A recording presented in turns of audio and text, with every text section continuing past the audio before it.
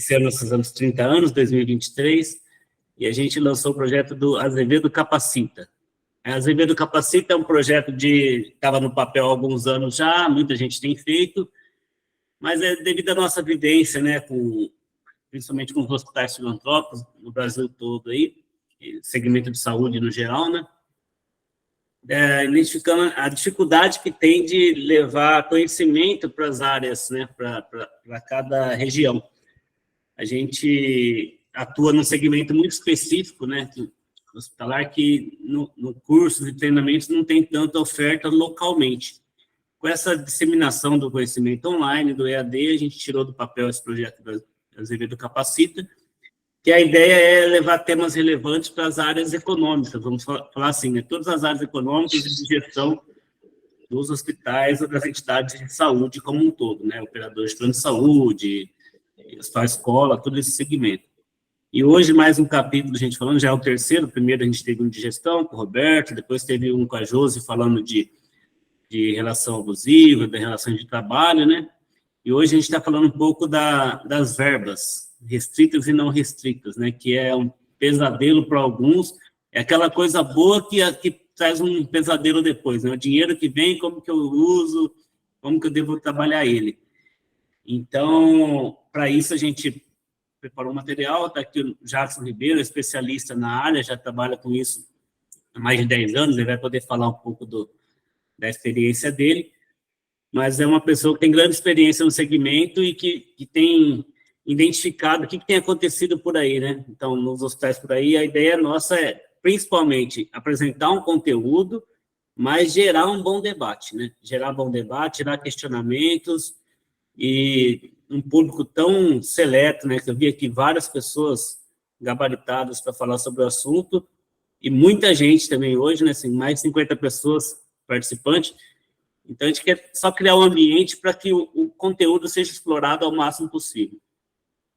Da nossa parte da Azevedo, é um prazer estar aqui com vocês mais uma vez. Espero que esse projeto dure muito tempo e que traga bons proveitos.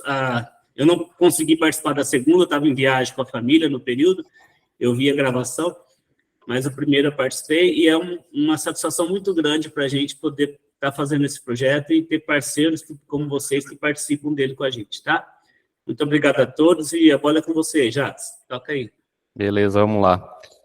Bom, como o Luiz comentou, né, já tem mais de 10 anos de experiência já na auditoria, né, e trabalhei esse período de auditoria trabalhando com entidades sem fins lucrativos. Então, conheço um pouquinho da história, né, do chão de fábrica, né, do terceiro setor, como que funciona, né. Então, isso é muito importante saber e passar esse conhecimento, né. Então, a gente aqui está para passar um pouco de conhecimento para vocês, para que esse conhecimento depois a gente transforme ele em sabedoria, né, em aplicações práticas, e a gente utiliza aí no nosso dia a dia para que possamos aprimorar as demonstrações contábeis, né, e sempre elevar e divulgar com transparência as informações que a gente tem para os usuários das informações. Vou compartilhar aqui a tela, o material.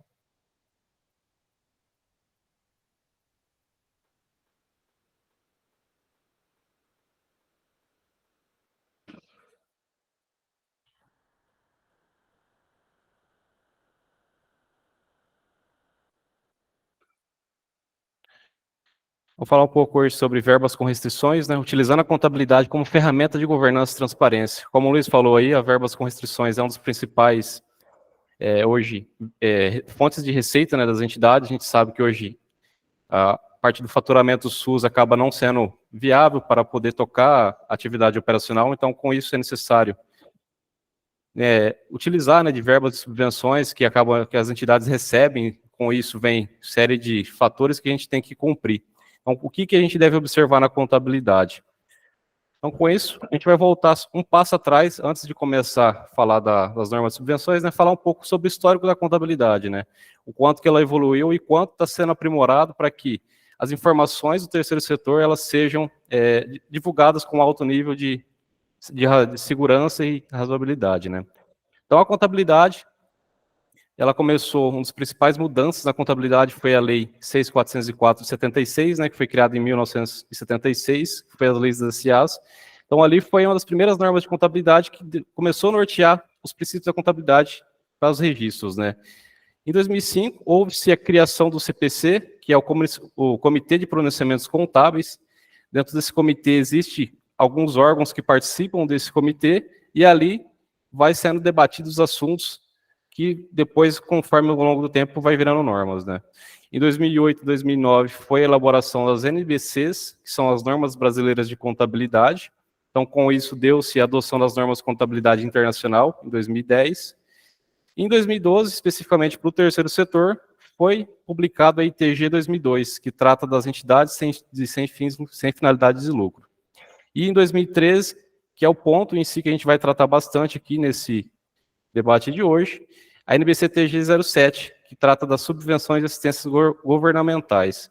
Então, a gente vê ao longo do tempo, né, o quanto de informações vêm sendo trabalhadas, né, para que a gente possa ter informações de alto nível divulgadas para os usuários das informações. Voltando aqui, 2005, né, foi a elaboração do Comitê de Pronunciamentos Contábeis, onde deu-se origem ao CPC. Então, muitas dúvidas aqui acabam sendo relacionadas, né? CPC ou NBC, TG, né? Então, eu utilizo o CPC ou eu utilizo as normas, né? Então, a gente vai falar aqui um pouco sobre isso. Em 2005, o Comitê de Pronunciamentos Contábeis, né, como a gente falou, ele foi elaborado para que seja um livro constituído por alguns órgãos reguladores para que possam discutir sobre as normas, né, sobre os assuntos que ali são pertinentes e uniformizações de regras, né, de formas de mensuramento e reconhecimento. Dentro desses órgãos reguladores, o CFC, que é o Conselho Federal de Contabilidade, ele participa dentro desse comitê. Então, ali, trata-se desses assuntos que viram CPC e depois, ao longo do tempo, ele vira a norma. Então, aqui, quando a gente sempre for falar, a gente não vai falar de CPC 07, a gente vai falar de normas NBC-TG 07, né, que é a Norma Brasileira de Contabilidade. O CPC é um estudo que foi aprimorado, que foi realizado pelo comitê, e depois o CFC, ele se pronunciou sobre esse assunto, né, e emanou a Norma Brasileira de Contabilidade. Então, a NBC-TG 07, ela tem força de norma. Então, a gente entrando aqui na ITG 2002, né, que ela foi, que trata exatamente, né, sobre a contabilidade das entidades sem finalidade de lucro.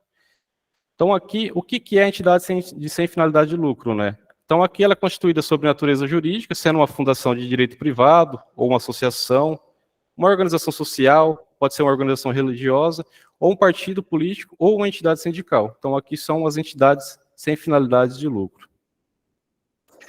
O que diz a ITG R1?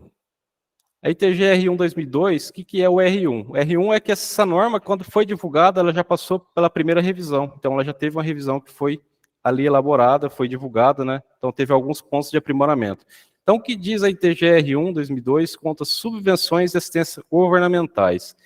Então, lá no item 9 da ITG 2002, diz o seguinte: as doações e subvenções recebidas para custeio e investimento devem ser reconhecidas no resultado, observando o disposto da NBC-TG 07, que ela trata de subvenção e assistência governamentais. E ainda no 9A, somente as subvenções concedidas em caráter particular se enquadram na NBC-TG 07. Né? Então, vamos discorrer o que é uma subvenção governamental. Uma subvenção governamental é uma assistência governamental, geralmente na forma de contribuição de natureza pecuniária, dinheiro, mas não só restrita a ela, concedida a uma entidade normalmente em troca de cumprimento passado ou futuro. Então aqui pode ter requisito que ela já cumpriu no passado e ela vai receber esse subsídio, ou algo que ela vai ter que cumprir no futuro. Uma assistência governamental é uma ação de um governo destinada a fornecer benefício econômico específico à entidade ou um grupo de entidades que atendam a critério estabelecido. O propósito da assistência pode ser o de encorajar a entidade a seguir certo rumo que ela normalmente não teria tomado se a assistência não fosse proporcionada. Ou seja, é nítido aqui, né, que a subvenção ela é para subsidiar a atividade operacional da entidade. Então, como a gente fala, as receitas que vêm de faturamento, que é oriundas de contratos, né, com o governo, o SUS, às vezes não é suficiente para bancar, para manter a operação da entidade. Então, aqui, o propósito da assistência é de encorajar a entidade a seguir em frente, né? Então, dela continuar o seu propósito, de que aquela associação ela possa oferecer seu serviço a mais membros da sociedade, né, a mais pessoas. Um ponto importante aqui, que antes da NBCT 07, antes da adoção das normas internacionais de contabilidade, né, a subvenção ela poderia ser lançada dentro do patrimônio líquido. Então, assim que houvesse o recebimento, né, a previsibilidade de recebimento.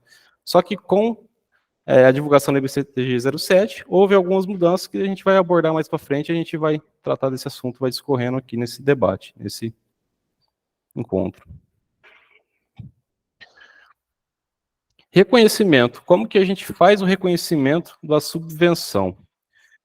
Então, uma subvenção, ela tem que ser reconhecida quando existe segurança razoável de que a entidade ela tem que cumprir as condições estabelecidas relacionadas à subvenção. De que existe uma razoável segurança de que essa subvenção será recebida. Então, aqui a gente tem que observar sempre a parte contratual, né? O que o convênio, o que o contrato, termo aditivo, o que vai direcionar aquela subvenção está dizendo, né? Quais condições que eu preciso obedecer, que eu preciso seguir para que eu possa receber a subvenção. Eu vou receber mesmo essa subvenção, né? Então, aqui, uma subvenção ela não deve ser reconhecida até que haja segurança de que a entidade beneficiada da subvenção cumpra todas as condições estabelecidas e que o simples recebimento da subvenção não é prova conclusiva de que as condições a elas vinculadas tenham sido ou serão cumpridas. Enquanto não atendidos os requisitos para reconhecimento da receita, como subvenção na demonstração do resultado, a contrapartida da subvenção governamental registrada no ativo deve ser feita em conta específica do passivo. Ou seja, aqui vai surgir vários dilemas, né, quando a gente vai divulgar a demonstração para a sociedade, né, quando a gente vai cumprir todos os requisitos aqui da MCTG 07, surge aquele assunto, né, eu assinei o contrato da subvenção de 10 milhões, eu recebi e não está no resultado. Por que não está no resultado? Porque o simples fato de receber aquela subvenção, ele não é um critério para poder fazer o reconhecimento na receita. Por quê? A gente precisa cumprir aqueles critérios que estão estabelecidos no contrato. Vamos colocar aqui. A gente assina um contrato de subvenção, que ele é para custear uma folha de pagamento. Então, enquanto eu não reconhecer essa despesa da folha de pagamento, enquanto eu não cumprir esse requisito que está estabelecido no contrato, eu não posso reconhecer essa receita. Então, eu cumprindo esse fator de reconhecimento da despesa, desse custo com a folha de pagamento, aí eu passo a registrar a minha receita de subvenção. Então, sempre a gente tem que atender os critérios do contrato, atendendo às condições estabelecidas nele. Outro fato importante, que é fundamental pelo regime de competência, de que a receita de subvenção governamental seja reconhecida em bases sistêmicas e racionais ao longo do período necessário e confrontadas com as despesas correspondentes. Então, aqui a gente vai falar depois, no próximo slide, do regime de competência, e que a subvenção relacionada a ativo depreciável ela deve ser reconhecida como receita ao longo do período da vida útil do bem, e na mesma proporção da sua depreciação. Então, o que é o regime de competência? Até a própria ITG 2002, ela fala, né, que as receitas e despesas devem ser reconhecidas respeitando o princípio da competência. E para as entidades que possuem os SEBAs, né, também, existe aqui o requisito de atender os princípios da contabilidade e das normas brasileiras internacionais de contabilidade. Então, o que é o regime de competência? Então, vamos lá. O momento de reconhecimento dos custos e despesas e receitas. Né? Então, como que a gente tem que fazer para reconhecer os custos e despesas e receitas pelo regime da competência? Então, vamos supor que a gente tem aí do custo e despesa a parte da prestação de serviço. A parte da prestação de serviço eu reconheço no pagamento, na emissão da nota fiscal ou na prestação de serviço. Então, no pagamento não é. Por quê? Se a gente for reconhecer os custos e despesas no momento do pagamento, a gente está entrando no regime de caixa. Então, no caso, a gente está contrariando os princípios das normas brasileiras de contabilidade. Seria na emissão da nota fiscal? Também não. Porque a emissão da nota fiscal é a formalização. É na hora que o profissional ele emite a nota fiscal para cumprir ali os requisitos com os órgãos fiscais de que ele possa, se tornando apto a receber aquele recurso, né? Mas em qual momento que eu preciso registrar os custos e despesas? Na prestação de serviço. pois aí sim fica de acordo com a competência do serviço prestado. Então, se eu prestei o serviço, se o profissional já prestou o serviço, a entidade ela já tem uma despesa a ser paga ali, então ela já tem um custo que ela deve ser reconhecida no seu passivo. E as receitas, eu reconheço no faturamento, na prestação do serviço ou no recebimento? Não é no faturamento, porque o faturamento é a hora que faz a emissão da fatura, a formalização também. Seria no recebimento? Também não, porque se fosse no recebimento, seria ali na hora que fosse o movimento em caixa. Então, seria, de novo, indo para o regime de caixa. Então, seria na hora da prestação do serviço. Então, na hora que ela prestou o serviço, aí sim ela se torna apta já a receber esse valor. Então, ela já tem um bem de direito ali que ela deve ser reconhecida.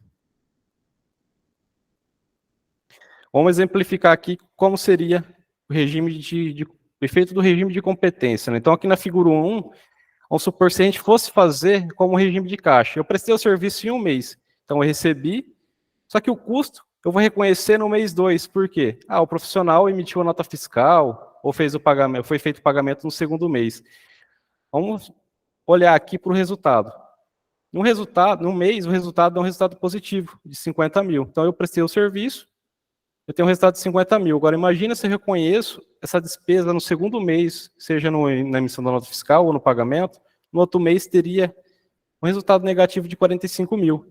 Ou seja, eu traria para a visão contábil resultados distorcidos, que é onde eu não tenho o custo e a despesa, o custo e a receita na mesma competência. Então, com isso, eu não consigo saber, de fato, qual que é o meu resultado diante daquele serviço. Se aquele serviço está me dando superávit ou déficit. Então, que essa primeira visão ela estaria totalmente distorcida, e a segunda visão seria o modo adequado de contabilização, trazendo a receita e o custo dentro do mesmo princípio. Detalhes importantes que a gente tem que observar nos registros das subvenções, né? Então, quando a gente faz o registro da subvenção para custeio, sempre o ativo e passivo ele tem que ser igual. Por quê? Quando eu faço o registro do contrato, eu tenho bem direito a receber. Só que ao mesmo ponto, eu tenho também uma obrigação a ser cumprida. Então, eu tenho um passivo que deve ser constituído. Então, ali, o ativo e passivo ele tem que ser sempre igual. Já na subvenção para investimento, eu vou ter um ativo imobilizado, só que eu também tenho uma receita diferida, porque eu também tenho critérios a ser atendidos, e as receitas de subvenções, quando é atreladas a ativo imobilizado, ela tem que ser reconhecida ao longo da despesa de depreciação. Então, se eu recebo uma subvenção para investimento num bem que dura 10 anos, eu vou reconhecer essa receita ao longo de 10 anos. Então, sempre vai fazendo dentro da mesma proporção e a contabilização vai ficando dentro do regime da competência. Só que existem alguns pontos que a gente tem que observar dentro da subvenção para investimento, né, que no caso do imobilizado. Aqui vai envolver até a parte de controle de ativo imobilizado, né? Então, existe alguns pontos que, às vezes, a entidade ou a contabilidade ela não tem ciência. Por exemplo, a baixa de um bem, furto, roubo, troca, obsolescência. O que acontece? Às vezes não tem essa informação, eu estou realizando uma despesa de receita, de subvenção, só que esse bem já não existe mais. Então, ali, o que acontece? Eu estou divulgando uma informação distorcida para a sociedade, né, para o usuário da informação. Então, a gente tem que sempre fazer essa análise, né, tem que sempre ter esse controle do ativo mobilizado, somente relacionado às subvenções de investimento, né, um cuidado cautelar ali, para poder a gente ter uma assertividade dos dados que serão divulgados. A parte de subvenções de investimento também, né, essa parte de imobilizado, é importante ter esse controle também do que também está sendo informado na prestação de conta e o que está sendo contabilizado, porque essas informações elas têm que estar de acordo. Porque às vezes, na parte da prestação de conta, é colocado compras de ativo imobilizado, só que na contabilidade, às vezes, esses bens acabam entrando em despesa.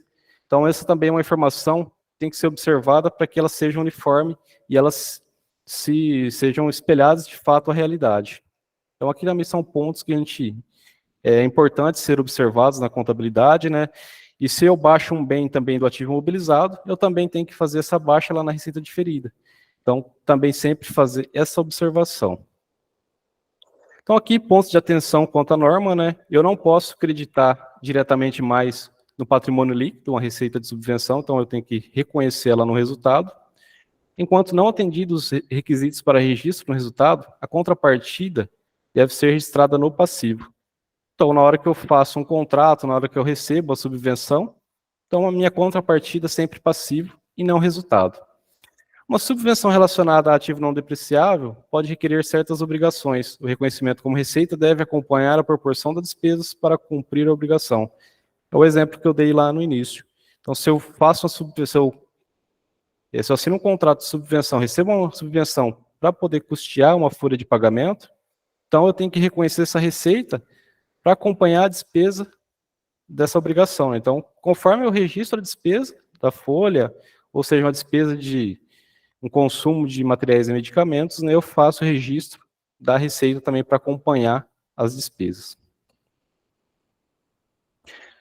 Como está o chat aí, Lucas? Está tranquilo? O pessoal está acompanhando?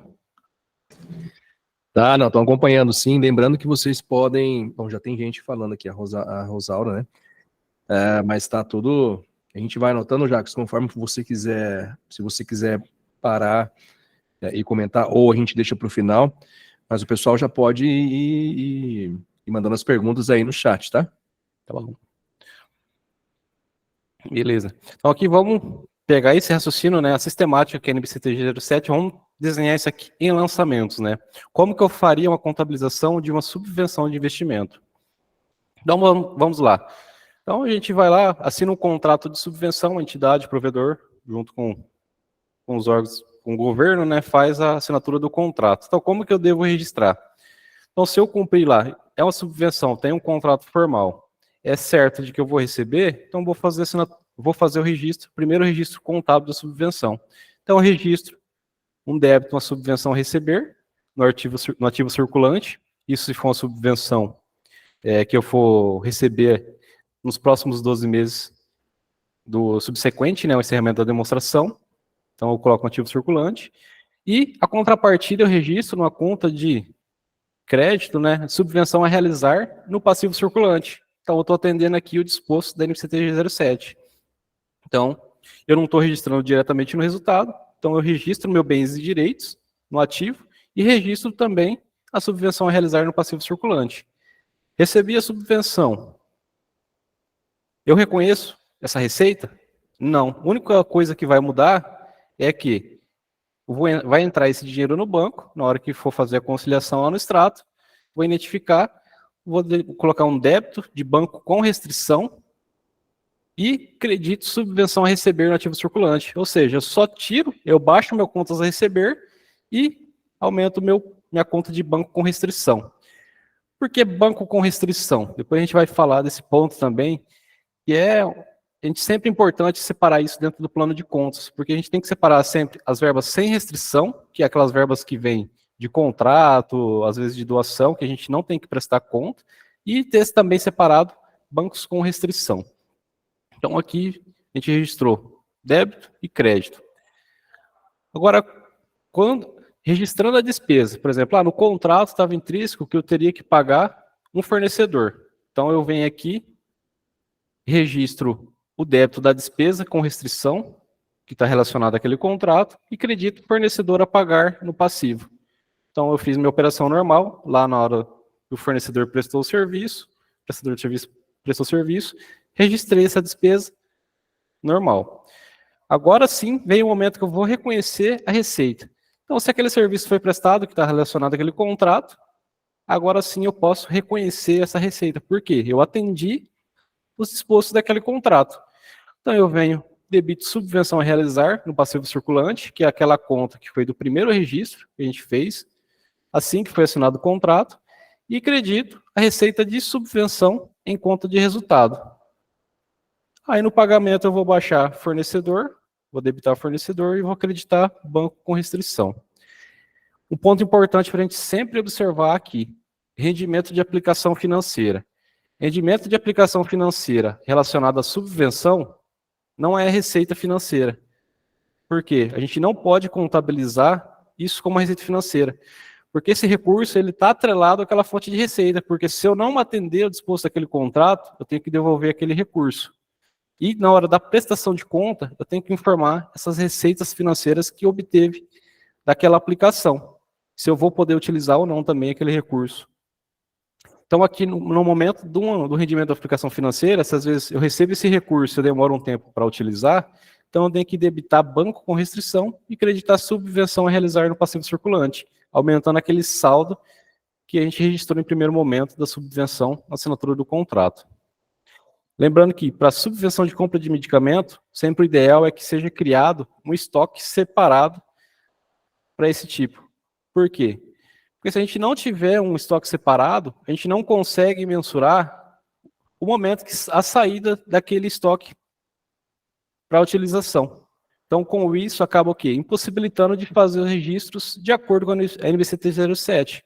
Então, com isso, a gente pode criar um certo problema, um descasamento ali nos registros contábeis na parte do resultado. Então, o ideal é sempre criar um estoque de subvenção para que possa reconhecer as receitas pela saída do estoque, no consumo, na hora que, de fato, utilizar aquele recurso, aquele recurso que foi comprado.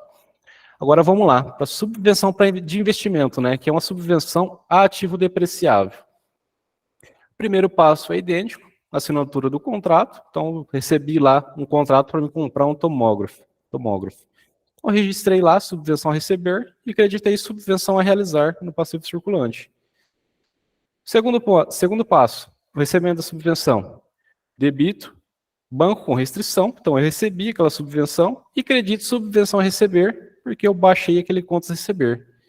Na utilização dos recursos, então, eu debito um ativo imobilizado, então eu comprei o tomógrafo. Então eu debito ativo imobilizado, porque eu comprei aquele bem, e credito o fornecedor, porque eu tenho que pagar o fornecedor. Então no pagamento, aí sim, eu vou baixar o meu passivo com o fornecedor e vou acreditar banco com restrição. Então eu estou utilizando aquele recurso, então eu baixo da conta de banco com restrição, da subvenção que veio atrelada para comprar o tomógrafo, e pago o meu fornecedor. Aí, qual que é o diferencial aqui da subvenção de investimento? Eu vou ter que pegar, debitar da subvenção a realizar, que é aquela conta que registrou em primeiro passo do contrato, e vou acreditar receita diferida no passivo não circulante, porque essa subvenção ela veio atrelada a um ativo mobilizado. Então eu não reconheço na hora que eu compro, e nem na hora que... Então, a subvenção, a NBCT 07, ela diz que quando é subvenções para ativo depreciável, eu reconheço a receita na mesma proporção que eu reconheço a despesa com depreciação. Então, aí vem o outro passo, que é o reconhecimento da receita da subvenção do ativo depreciável. Então, eu venho, debito a despesa com depreciação em conta de resultado e credito a depreciação acumulada, a despesa normal, reconhecendo essa despesa dentro do regime de competência, e debito receita diferida, que é aquela conta que foi classificado, né, na hora da compra do ativo mobilizado para passivo não circulante. Então, eu debito nessa conta de receita diferida e credito receitas com subvenção no resultado. Então, vamos trazer aqui um exemplo prático, né, comprando um equipamento de 500 mil com vida útil de 10 anos. Né? Então, na assinatura do contrato, debitei subvenção a receber, creditei subvenção a realizar, 500 mil. Então, no recebendo a subvenção, debitei banco com restrição e creditei subvenção a receber. Na utilização do recurso, eu comprei, aumentei meu ativo, né, máquinas e equipamentos, paguei e registro meu passivo com o fornecedor. Paguei meu fornecedor, reclassifiquei a minha receita diferida, tirei de subvenção a realizar e passei para passivo não circulante. E, na hora que eu faço a depreciação, eu registro o débito e o crédito da despesa de depreciação. Aí sim eu passo a reconhecer a parcela da depreciação também como receita. Qual que é o impacto no balanço patrimonial e no resultado? A receita, a subvenção, ela sempre vai ter um impacto nulo no balanço patrimonial e na DRE. Por quê? O ativo e o passivo, ele tem que ser sempre igual. Então, se eu comprei uma máquina aqui de 500 mil e depreciei, aqui no caso a gente está demonstrando que eu tenho 495 mil líquidos de ativo, mas também eu tenho um passivo aqui de 495 mil líquido, né? Então, aqui sempre vai trazer o equilíbrio. E no resultado? No resultado, eu tive a despesa de depreciação e também tive a receita com subvenção. Qual que é meu resultado aqui? 0 também. Qual que é o diferencial, né, da subvenção para o terceiro setor? Ela não melhora no resultado do exercício da entidade, mas sim ela melhora na prestação do serviço da entidade, ela melhora na qualidade do serviço a ser prestado. Então, custeio aqui, embora não terá resultado, a entidade ela pode utilizar o recurso recebido para pagamento de fornecedor, na aquisição de medicamento, folha de pagamento, só que ela deixa de utilizar recurso próprio. Então, aqui que é o grande diferencial. Então, na hora que eu tenho recursos com restrição para poder fazer investimento, para mim bancar o meu custeio da atividade, eu deixo de dispor do meu recurso sem restrição e utilizo recurso com restrição. Então, aqui, esse recurso sem restrição, eu posso fazer outros investimentos, investir em outras operações. Eu consigo aprimorar isso dentro do fluxo de caixa, consigo pagar uma dívida. Então, sempre é importante ter essa consideração, né? E para investimento também da mesma forma. Então, como podemos observar, as receitas provenientes na prestação de serviço da entidade não são suficientes para arcar com os custos desse. E assim, a subvenção ela tem fundamental importância para a continuidade das operações das entidades. Ô Jackson, estou te parando aqui. Eu sei que tem o pessoal está participando, está perguntando, de repente passa algo que você já falou e acaba perdendo a linha. Se você quiser acompanhar também junto com a gente aí os questionamentos, né? De repente é algo que você está falando nesse momento e você consegue acompanhar e responder já as dúvidas. Algumas dúvidas você foi respondendo já da Rosaura, né? Mas tem muitos questionamentos que são pertinentes ao que você está falando e que sugere aí algumas dúvidas, né? Existem algumas dúvidas. Perfeito, vamos lá. É que eu estava sem o chat aqui, agora... Você consegue visualizar, senão eu posso falar para você aqui. Eu tenho o Gianni Cariello, né? Vamos precisar estudar o tipo de convênio que está pactuado. Isso que já foi uma pergunta, é algo que você estava falando, já passou alguns slides. Se você quiser acompanhar aí. A pergunta da Rosaura, que já foi respondida, é sobre a subvenção, né, de custeio.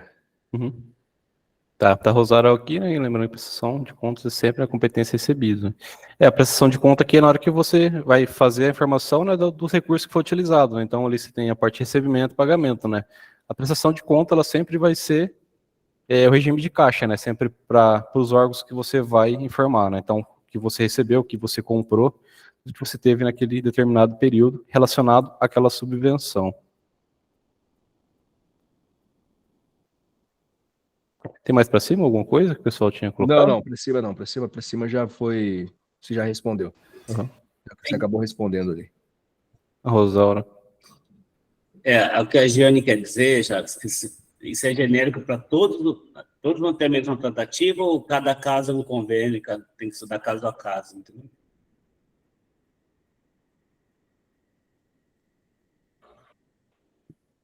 Não entendi. Da receita diferida? Ele estava falando da questão de como reconhece em receita ou despesa ou direto na receita, né? A questão da Rosaura, aí a Giane fez um aditivo na pergunta, mas todos é o mesmo padrão ou cada caso é um caso? A Rosaura está pedindo para levantar a mão, creio que ela pode até corroborar.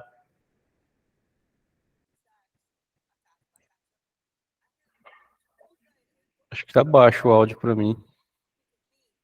Rosaura, a gente não está conseguindo te escutar.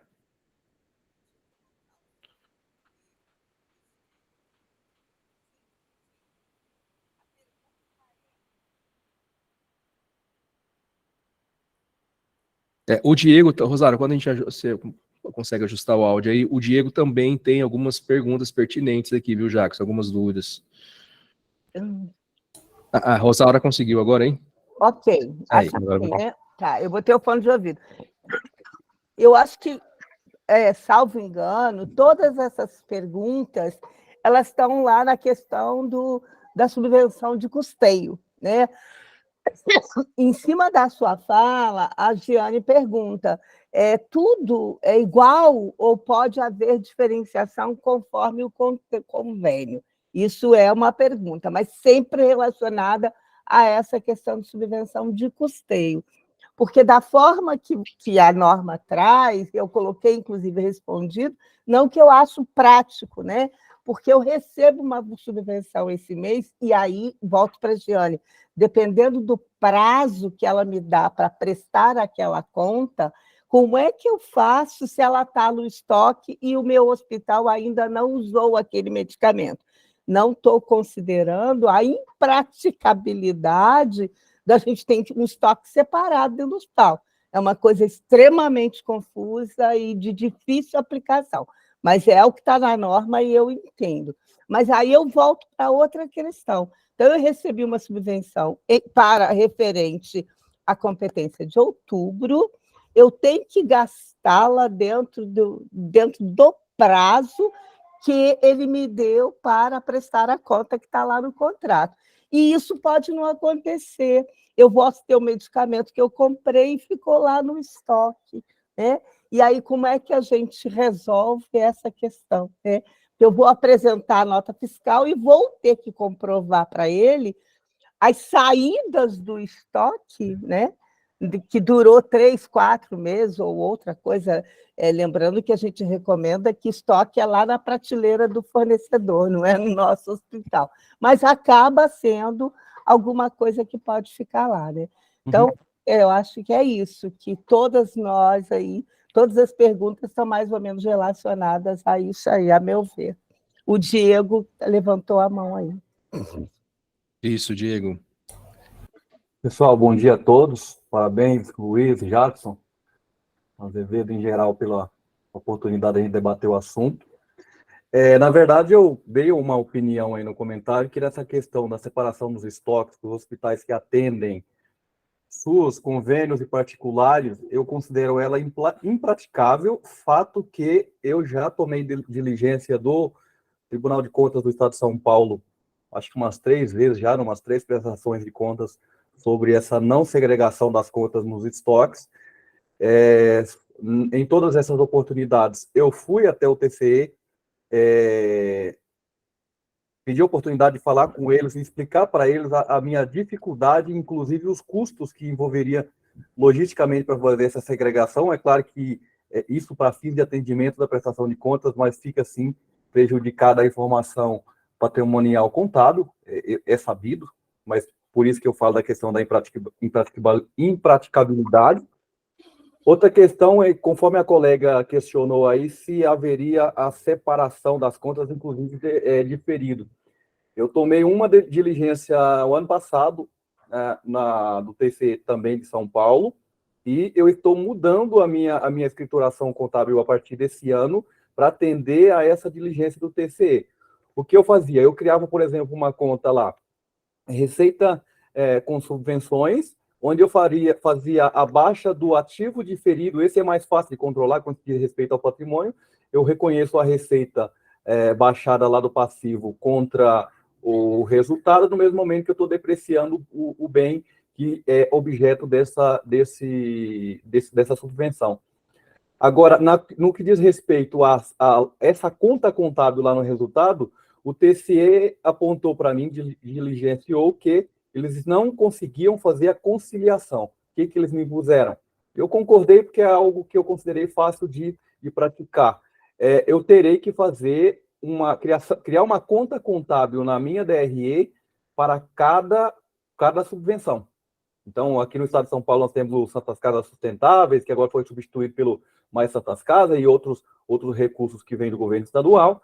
Eu vou ter que criar uma rúbrica no resultado para cada uma dessas subvenções, para facilitação do que eles entendem de conciliação dessa conta contábil. Esse é meu apontamento ou contribuição, não sei se contribuir, para com os colegas, mas reconheço, como todos aí descreveram, a dificuldade logística e custo de segregar os estoques. Perfeito, Diego. É isso mesmo, né? Sem nada mais como uma experiência, né? Para a gente trazer esses para cá, né? A gente ter ponderar, né? Todo esse conhecimento aqui, a gente sair com um conceito uniforme. Luiz, contribui também. Eu não vou, só vou jogar um pouco de álcool na fogueira, só. O Diego me conhece. eu sou um pouco provocativo, né, para quem me conhece. Se a gente cravar que ninguém consegue, então beleza, vai. Então é muito difícil, não é impossível fazer. Mas se alguém consegue, acho que a gente tem que buscar como conseguiu, né? Se a gente sair um pouco da contabilidade, ir para a norma da Anvisa, né, que fala da rastreabilidade dos medicamentos, do código de lote. Hoje, todos os principais softwares de hospital, né, MV, Tazio, Orline, SPData, Pongelup, todos esses têm a rastreabilidade, né? Então, eu penso que seria só a questão de um relatório, né? Se você se preocupar em fazer a rastreabilidade do medicamento, eu acredito que o relatório do consumo seja mais simples de fazer. E outro ponto que o Diego abordou, e que a gente se depara constantemente com questão de Tribunal de Contas, é com relação a questionamento, porque eles têm muita dificuldade, não que eles tenham dificuldade, é que eles não têm nem intenção de entender o regime de caixa, competência, eles olham um repasse de ente governamental e não querem saber como que se apropriou sua receita e despesa. Onde a gente conseguiu ter um desfecho legal disso foi na conciliação via nosso aplicativo do Diego. Então, a gente tem até um anexo que me falha a memória agora o número dele, do próprio Tribunal de Contas, que os AMES usam, que concilia os regimes, tá? Desculpa aí, só jogar um vapor, viu, Jacques? Perdão atrapalhar. Não, tranquilo. Acho que o Denilson também levantou a mão. Denilson, tem a filha, tem a Emily também. O Jackson, a Cíntia está falando aqui também que ela eles faziam um controle paralelo, né? Em planilhas em Excel, mas acho que já acabou, eles acabaram falando aí. O Edenilson está dirigindo e não vai conseguir falar. Emily. Oi, bom dia, tudo bom? Bom dia, tudo bem? Então, aproveitando o ensejo, eu estou aqui para aprender um pouco mais, né, sobre essa área de contabilidade, que não é a minha área afim, não é a área que eu costumo trabalhar. Eu sou farmacêutica hospitalar e eu trabalho exatamente com essa gestão de estoque. Eu estava aqui quietinha só observando, mas como o assunto entrou nessa questão, eu achei interessante. Com relação à assistência, é completamente inviável fazer essa separação de estoques, porque na ausência de um produto para o SUS ou para o convênio, a assistência, eticamente, não tem como simplesmente falar que não tem o medicamento, não tem aquele produto médico. Então, acaba que, na prática, não existe essa separação. Pode existir no sistema. E a questão de separar lote, separar fornecedor, isso até existe, é possível no sistema. Mas o gasto com mão de obra e retrabalho para a equipe da assistência é tão grande que o mais praticado, pelo que dos alguns hospitais que eu trabalhei, o mais fácil de fazer e o mais viável é elevar o padrão do SUS, digamos assim, que muitas das vezes acaba tendo fornecedores diferentes, né? Elevar o padrão dos produtos e dos medicamentos do hospital para que atenda às necessidades de todos os tipos de pacientes, seja convênio, seja SUS, seja particular. E aí fornecer de forma igual. Aí, nesse ponto, o maior trabalho seria exatamente para a equipe de faturamento e para a equipe da auditoria, para fazer essa separação. Mas o que eu vejo na prática, trabalhei em um hospital que tentou fazer isso e ficou inviável para as equipes, e trabalhei em hospitais que exatamente faz aquilo que eu mencionei. Todos os pacientes recebem o mesmo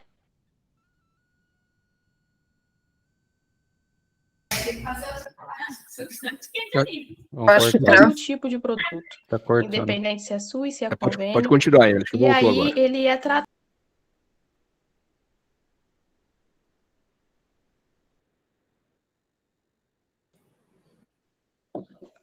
E aí, depois que esse produto é lançado na conta, acontece muito que, às vezes, o convênio exige que seja medicamento de marca. Então, se aquele caso específico exige que seja medicamento de marca, a gente usa o medicamento de marca para o hospital todo.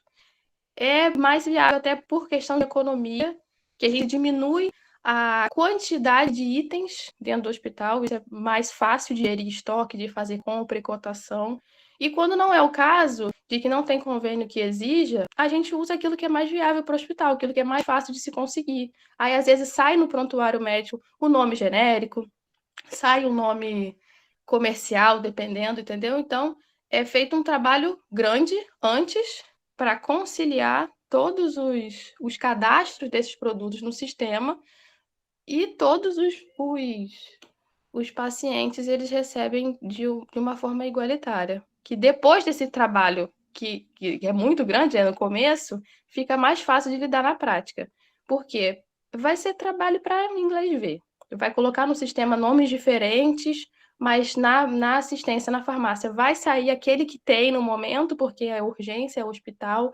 Então, se para o SUS é o genérico e para o convênio é o de referência, vai sair o de referência, só tiver o de referência, então eu acho que é muito retrabalho. É mais fácil deixar tudo igual e seguir com um atendimento de qualidade. Perfeito. O Edenilson colocou aqui que eles fazem todas as segregações, né? Inclusive na farmácia também, né? Então é um aspecto importante, né? Sim, acho que cada entidade vai ter tem suas dificuldades, né? Tem suas dores, né? Acho que é sempre importante olhar, né? O que de ferramenta que consegue trazer, né? Escala e facilidade para poder implementar os recursos necessários, né? Para poder atender a norma. Porque se a gente não atender a norma, né, acaba a gente indo contra isso, né, a gente pode ter um questionamento, algo do tipo aí que pode gerar uma futura dor de cabeça. Beleza, Jacques, segue aí, pode seguir. Então, aqui são alguns pontos, né, que a gente sempre coloca para fazer validações no fechamento das emoções contábeis, né? Então, sempre analisar o contrato, ver qual que é a finalidade do contrato, tempo, obrigação, e sempre fazer as revisões dos lançamentos contábeis. Para quê? Tanto o ativo com restrição, né, a parte de caixa equivalentes com restrição, mais subvenções, ela seja igual ao meu passivo. Então, eu não posso ter aqui resultados distorcidos. E da parte de investimento, então eu tenho que somar toda a parte de quando tem caixa equivalência com restrição, subvenção a receber, a parte de imobilizado, depreciação, também ela tem que ter sempre igual com o meu passivo de subvenções a realizar e também com a receita diferida. Fazendo essas validações, já grande parte desses resultados, lá da parte do DRE, do demonstração de resultado, já vai estar também praticamente validado, né? Então a gente sempre tem que fazer esses pontos de validação antes do fechamento. Então aqui eu coloco uma planilha, modelo aqui, né? Uma estrutura para poder fazer um controle interno de análise, né? Para a gente sempre fazer isso e manter dados históricos também, tanto para contabilidade, todos os fechamentos, né? Então aqui é uma planilha aqui, a gente tem o ano do convênio, né? Eu posso colocar o número do convênio, qual é o tipo da subvenção, o objeto daquele convênio e o valor que foi pactuado, o valor que vai ser recebido daquele convênio. Então aqui eu posso colocar quando foi recebido, se foi recebido, o valor, o quanto que eu tenho no banco, quanto que eu tenho a receber, o que eu tenho de imobilizado, o que eu tenho de depreciação, e da parte do passivo, o que eu tenho de subvenção a realizar e o que eu tenho de receita diferida. Então aqui eu é possível fazer um check, um teste, né, de validação de que todos os registros ali estão de maneira adequada. Igual o Diego comentou também, a importância de segregar, né, por conta contábil de subvenção, isso é muito importante também. Por quê? Porque facilita também a execução de testes, né, de força, para a gente verificar se os registros estão de acordo com o que foi contratado, que foi executado daquele contrato, daquele convênio. Então aqui também a gente sempre olhar as contrapartidas, né, os critérios de obtenção do benefício, se foi cumprido, se as obrigações e restrições, o prazo, vigência do contrato e os valores. Como a gente falou lá da parte do plano de conta, voltando aqui para a ITG 2002, ela traz um modelo de demonstração contábil para as entidades sem finalidades de lucro. Então aqui, o que acontece? A gente tem que separar a parte de banco com restrição dos bancos sem restrição. Então aqui é a importância de fazer isso dentro do próprio plano de conta. Por quê? Se eu tenho isso separado dentro do plano de conta, eu consigo fazer de maneira mais ágil, com tempestividade muito menor, a elaboração das demonstrações contábeis. Então aqui a gente sempre pensar em segregar. Então, acho que é sempre importante fazer o planejamento. Então, igual o engenheiro, quando vai começar uma obra, ele faz a planta. Então a planta ali já seria o planejamento. Então, a gente tem que sentar e olhar o nosso plano de conta, se ele está atendendo hoje o disposto da ITG 2002. Se eu consigo fazer isso de maneira fácil. Então, se eu tenho as contas ali separadas, toda a estrutura. E depois é só ir aumentando e criando as contas ali conforme a operação do dia a dia. Da parte do balanço patrimonial, hoje existem 2 métodos de divulgação da parte de ativo depreciável, né, a forma de apresentação. Então, a forma mais usual que a gente colocou aqui é quando você registra o ativo mobilizado e eu tenho a receita diferida no passivo. Só que a NCT 07 ela traz outra modalidade e é também de fazer a contabilização, em vez de fazer a receita diferida no passivo, eu criar uma conta redutora no meu ativo. Então, vamos supor que eu teria no meu ativo um grupo de custo, né, do imobilizado com restrição, eu teria depreciação com restrição e teria também uma conta redutora de receita diferida. Vamos supor, eu teria 500 mil de custo de um ativo mobilizado, 50 mil de depreciação, eu teria 450 mil de ativo líquido com restrição. Só que na hora que eu coloco a receita diferida, né, esse passivo de subvenção que eu tenho relacionado a esse ativo, de 450 mil credor, eu tenho um saldo nulo ali de ativo mobilizado. Então, aqui é uma das possibilidades que a norma, que a NBCT 07 traz. Quais que são os pontos importantes aqui de divulgação? Quando a gente fala em divulgação, a gente fala sempre em transparência, né? Então, as entidades sem finalidade de lucro, ela tem que sempre prezar pela transparência das informações. Por quê? Existe uma pesquisa no Brasil que hoje cerca de 20 a 30% das pessoas hoje não fazem doação, não consegue fazer porque não consegue ver aonde o recurso está sendo utilizado. Então, se ela não consegue ver onde o recurso está utilizado, às vezes acaba indo por conta da falta de transparência. Então, a gente tem que sempre prezar pela transparência das informações. Então, na ITG 2002, diz que, relacionado às subvenções, a gente tem que sempre divulgar os critérios de apuração, receita e despesa, especialmente com gratuidade, doação, subvenção, contribuição e aplicação de recurso. E também o montante das receitas recebidas pela entidade, a aplicação dos recursos e as responsabilidades decorrentes a essa subvenção. E também a parte dos recursos de aplicação restrita e as responsabilidades decorrentes a esses recursos. Então, aqui a gente sempre pensar em forma de estruturar e apresentação dessas informações nas nossas explicativas, que são peças complementares às demonstrações.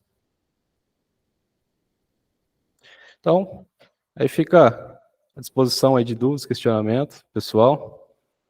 A gente bater um papo aqui. O Jackson, tem bastante perguntas aí no chat.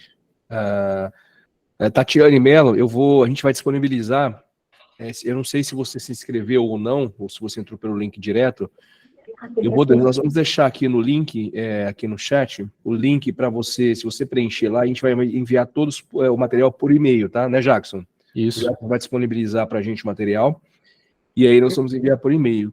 Para a gente ter esses e-mails aí, tem um formulário que eu vou colocar aqui. Não tem Santa Casa, essas coisas que... Tá bom? Quem quiser começar a perguntar, ô Jackson, tem já a Cíntia voltando lá atrás, já tem algumas perguntas, se você quiser ler, se você quiser que eu faça, mas acho que fica mais fácil você ler aí e respondendo, e depois a gente já pode levantar a mão aí, o pessoal, e perguntando mesmo durante aqui. Uhum. Se a Cíntia quiser comentar também, abrir o microfone, porque acho que talvez perdeu o time, né? Isso. Cíntia, se quiser comentar também, pode ficar à vontade. Aqui, quanto ao custeio da folha.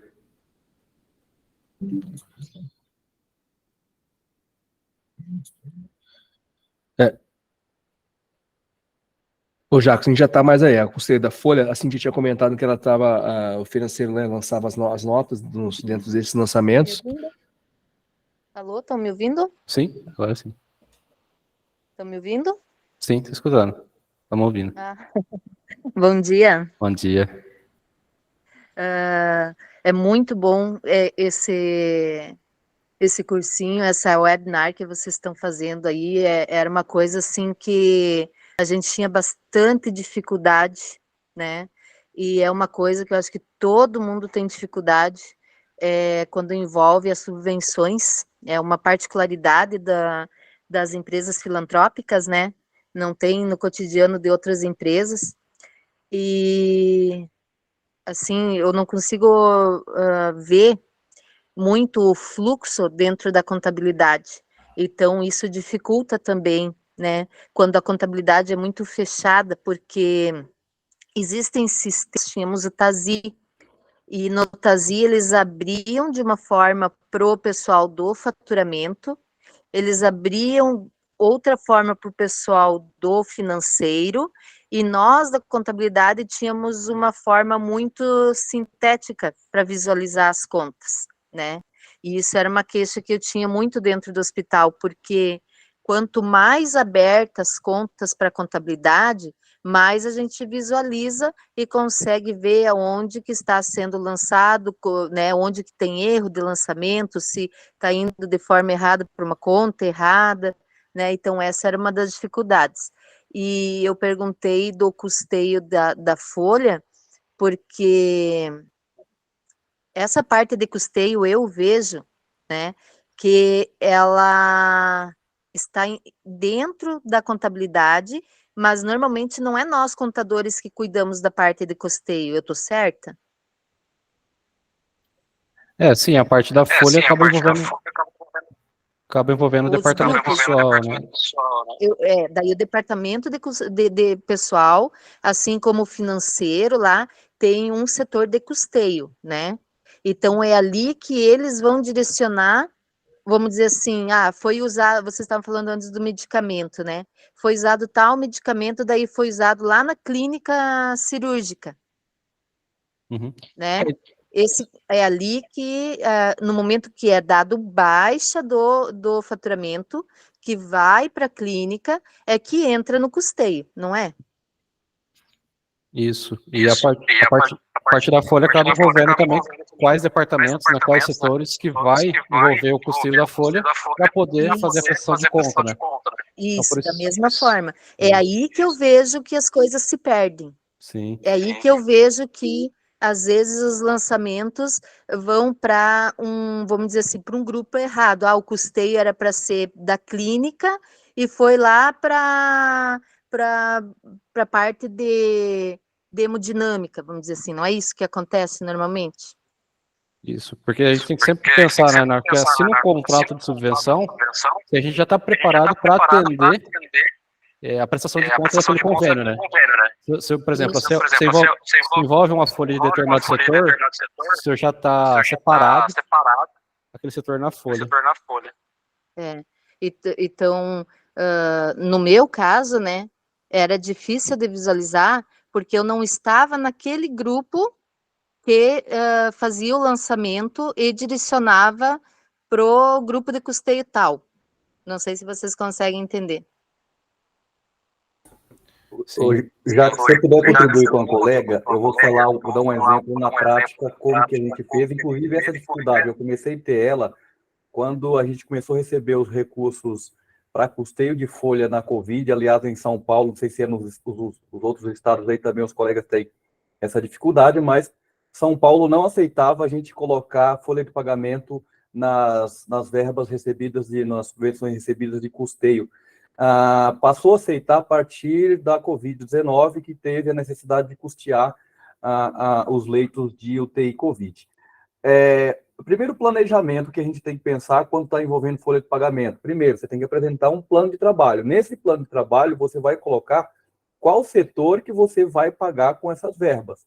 Então, lembrando, por exemplo, aqui, a gente tem convênio bancário como instituição que não são uma das duas oficiais, Caixa e Banco do Brasil, para fazer esse pagamento aos funcionários. Primeira coisa, pedir para os funcionários criarem a conta salário desses bancos oficiais. Segundo, para fazer o pagamento da folha de pagamento desses colaboradores nesses bancos onde você vai receber o custeio, aliás, na conta específica onde você está administrando esse custeio.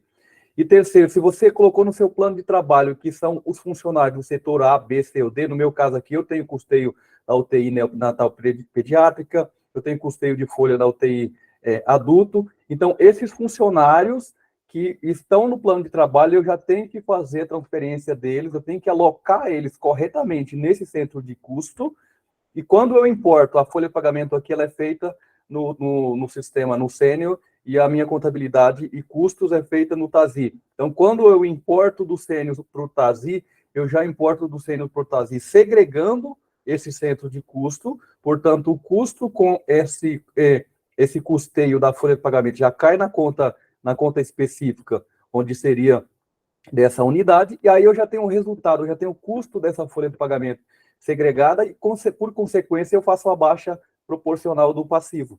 Então, na prática, não sei se eu estou correto, mas é o que eu entendo que é o que eu tenho conseguido fazer, inclusive eu gostaria da opinião de vocês também, se é a prática mais viável, mas o que eu tenho praticado quando no meu plano de trabalho tem custeio com folha de pagamento é dessa forma.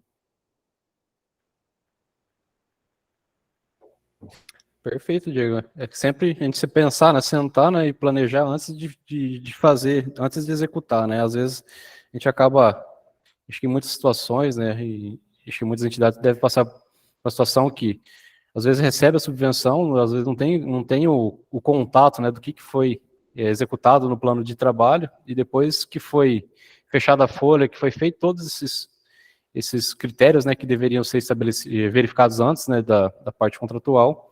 Aí tem que correr atrás para poder adequar as informações, né?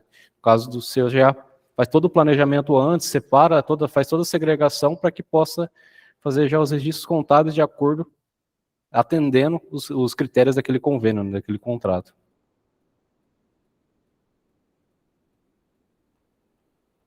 Show de bola. Vamos dar uma repassada aqui nas questões, Jacques. A Lúcia comentando que você deu uma aula prática para isso, eu também concordo, eu acho que poderia bolar alguma coisa especificamente só sobre isso, e dá para discorrer bastante na parte do mobilizado, piora um pouco, tá? Que acaba envolvendo vários critérios ali, né, setores também, pessoas, né, responsáveis, porque acaba não ficando só sobre o contador, né, então envolve outros setores que precisa controlar, e vai indo bem mais a fundo. Mas não é consensual, isso é bom, né? Porque no consenso não se cria nada, né? Mas tá bastante popular a opinião é que é muito difícil operacionalizar. Então acho que seria importante a gente, talvez, em outro momento, trazer na prática como fazer e observando justo isso que o Diego falou, né? Não só a parte contábil, porque tem os reflexos de quem olha para a gente. E do que a Cíntia falou, de quem trabalha. O que a outra moça também comentou com a gente, né? Quem trabalha na ponta, às vezes não é tão simples assim também. Falta medicamento, tem que mudar. Então, acho que a gente teria que fazer um enfoque um pouquinho maior, olhando de cima, de fora da caixa de cada um, fora da contabilidade, fora do financeiro, fora da parte de suprimentos, da parte assistencial, e com olhar de fora também do Tribunal de Contas, do ente que mandou o recurso, né? E sem ferir o SEBA, sem ferir a norma contábil. Por isso que a gente está aqui. Na verdade, eu fico até feliz com essa discussão, porque é por isso que contratam a gente, no final das contas, para ajudar a resolver essas questões. A gente, graças a Deus, a gente tem 30 anos de mercado, atendimento praticamente no Brasil todo. Então, quando a gente traz um assunto, eu não ia trazer um assunto aqui que é impossível de fazer. Na verdade, a gente já viu isso acontecer em algum lugar, né? E resolveu.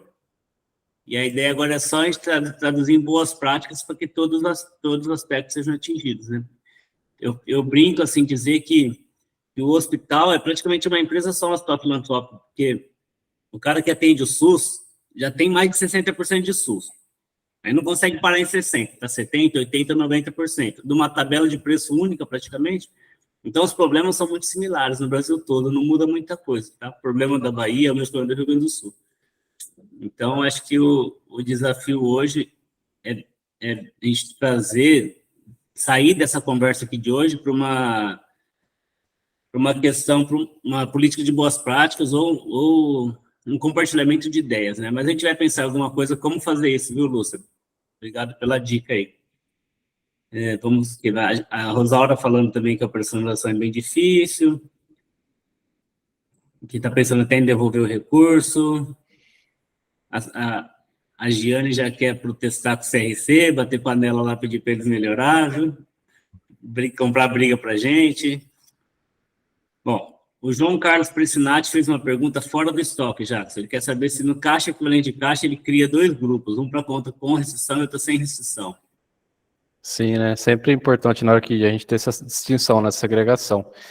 do que é recurso sem restrição, o que é recurso com restrição. Então, até por conta da gente facilitar na elaboração das demonstrações contábeis e também na hora que a gente tirar um simples balancete ali, a gente já ter essa visão, né, do que a gente tem de recurso sem restrição para utilizar e que é recurso com restrição. Porque se a gente deixa, às vezes, com caixa equivalentes de caixa, aí tem 1 milhão na conta lá, mas na verdade 95%, 99% dos recursos é com restrição. Então eu não posso utilizar isso em outras atividades, outros tipos de investimento, né? Então tem que utilizar de acordo com aquele convênio. Então sempre é importante fazer essa separação.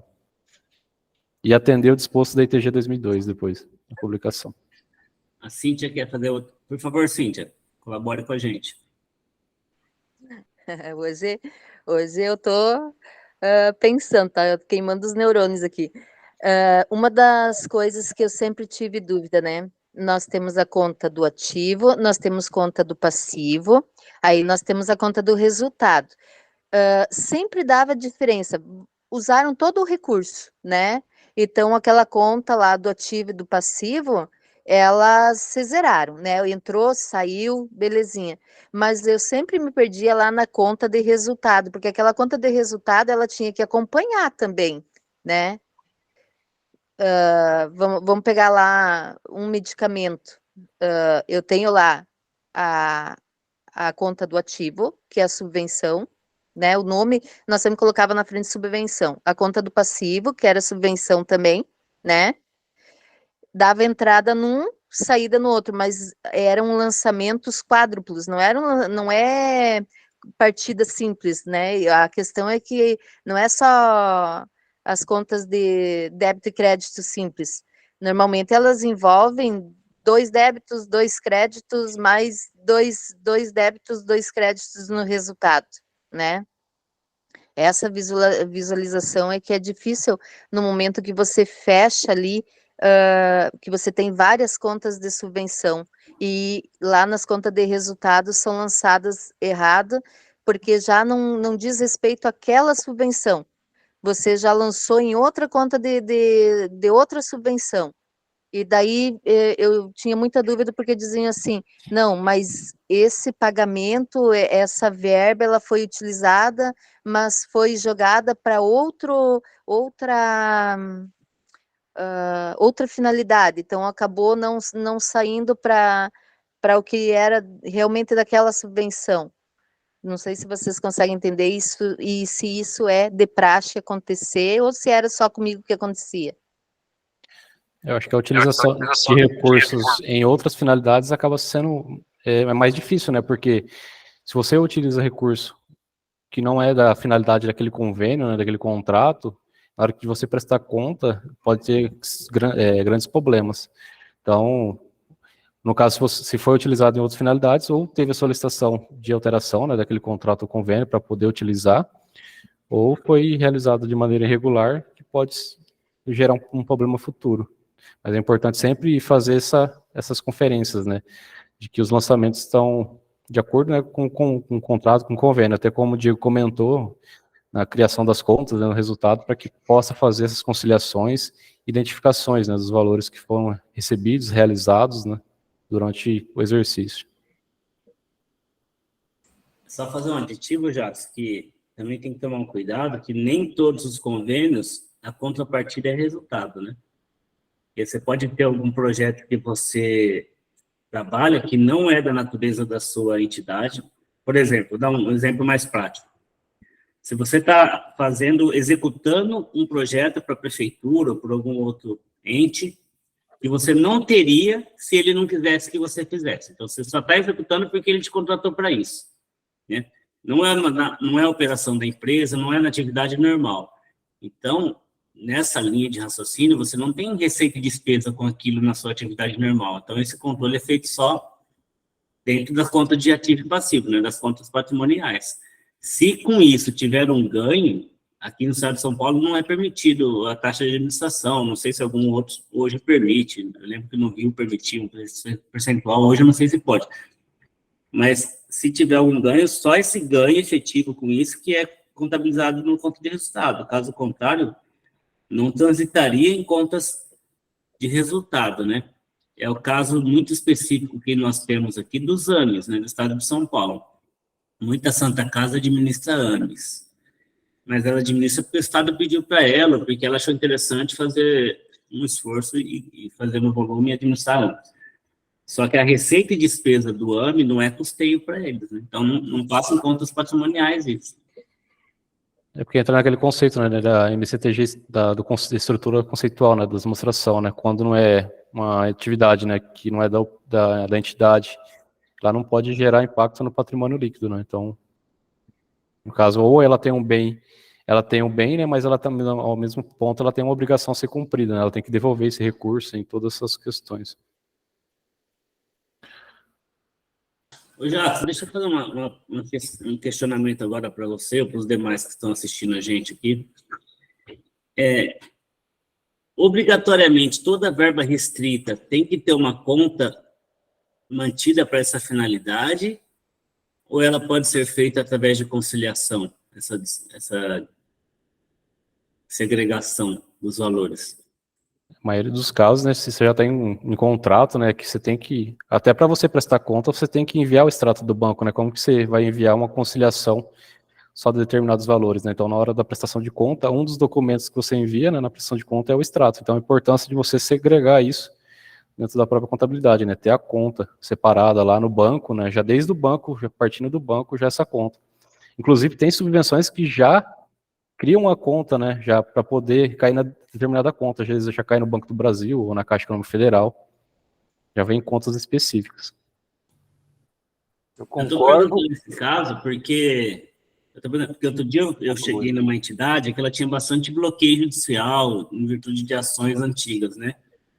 E ela contratou uma empresa especializada em gestão de ativos para fazer a manutenção do dinheiro dela.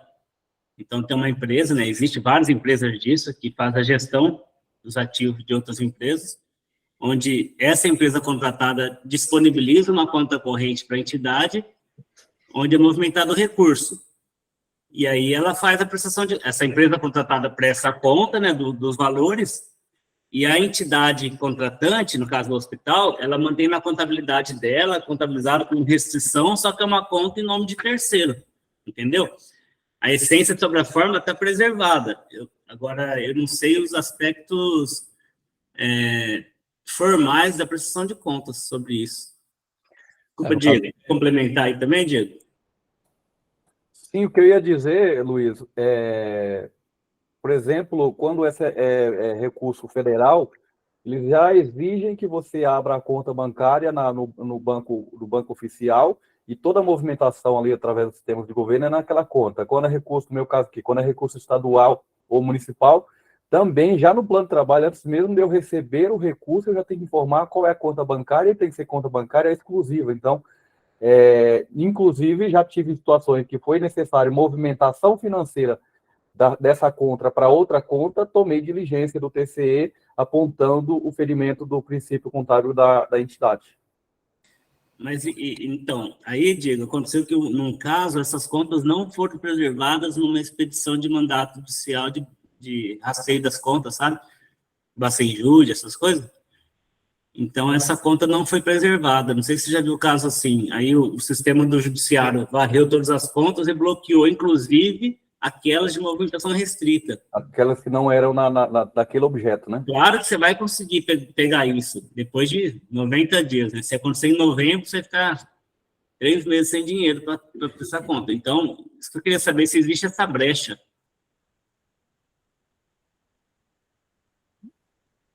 Eu acho que um ponto que a gente tem que preservar é a questão da transparência, né? Então, se a gente está fazendo dessa forma, dentro da própria gestora, né, que faz a gestão desses recursos, ela ter as contas separadas, né, de acordo com os convênios, né, até mesmo para facilitar, né, as conciliações e as prestações de conta, até mesmo para poder enviar para a contabilidade, né? Agora, essa questão de poder, aí é outra situação, né? Acho que acaba envolvendo um aspecto mais jurídico nesse assunto, né?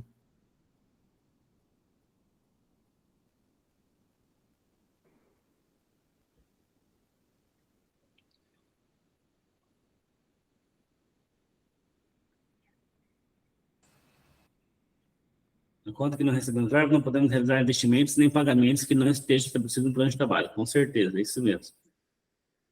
tem que entrar com ação jurídica, só que a gente fica com a verba parada, né, Rosaura? Fica um tempinho lá sem dinheiro, né? Ficar folha de pagamento a pagar, as coisas a pagar. Normalmente é isso, tem que entrar com a ação jurídica e tem a máxima lá, que se for comprovado verba SUS, não pode ter bloqueio, né? Aí o advogado tem que entrar com isso, a gente já tem bastante experiência, bloqueou, vai lá, comprova que é verba SUS e há o desbloqueio.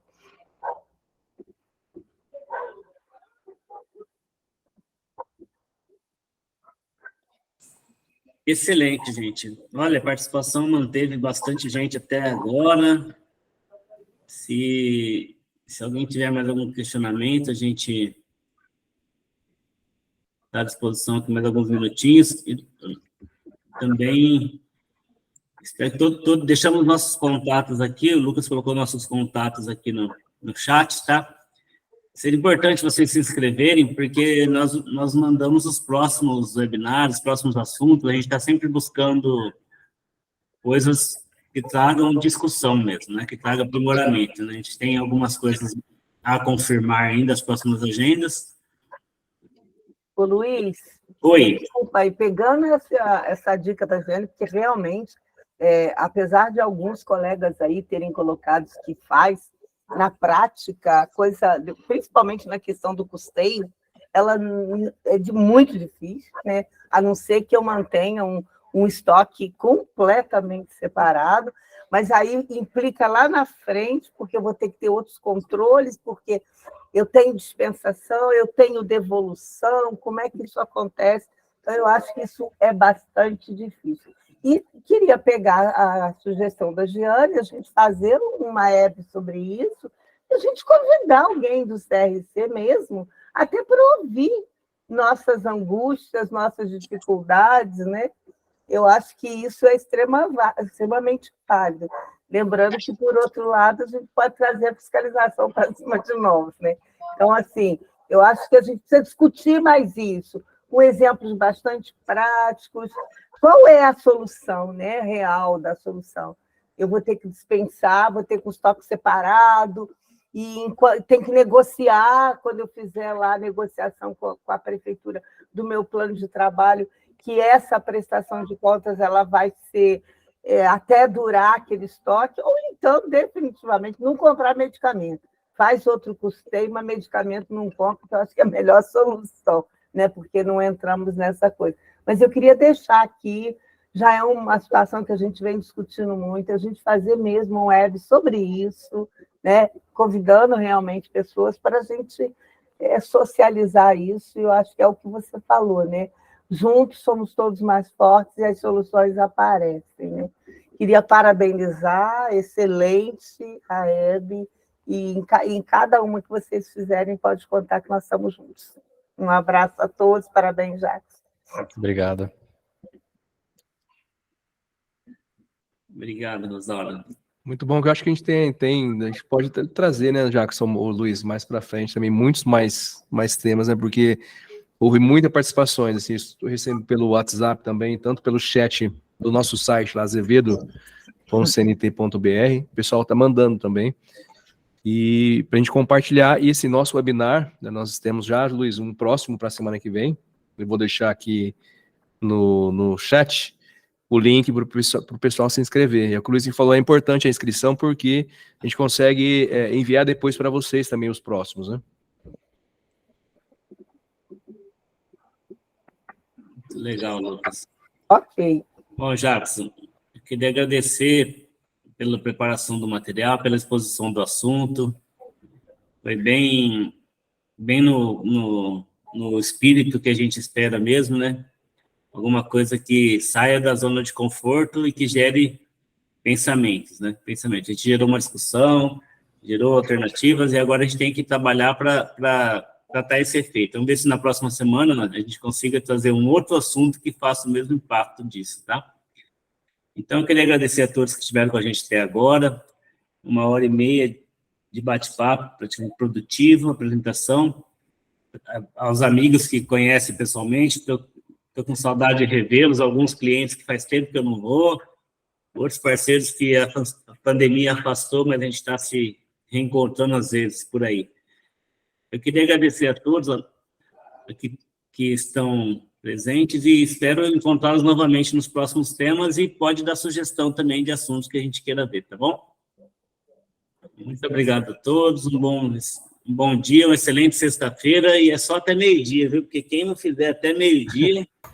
Não faz mais. Faz mais. Bom, lembrando que vai estar disponível o nosso webinar de hoje lá no YouTube, tá? O pessoal quiser entrar, deixei no link aí também.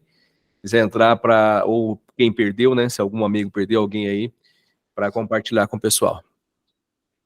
Maravilha. Beleza? Tá jóia, então. Até mais, gente. Obrigado, viu? Valeu, obrigado. Tchau, tchau. Tchau, obrigada.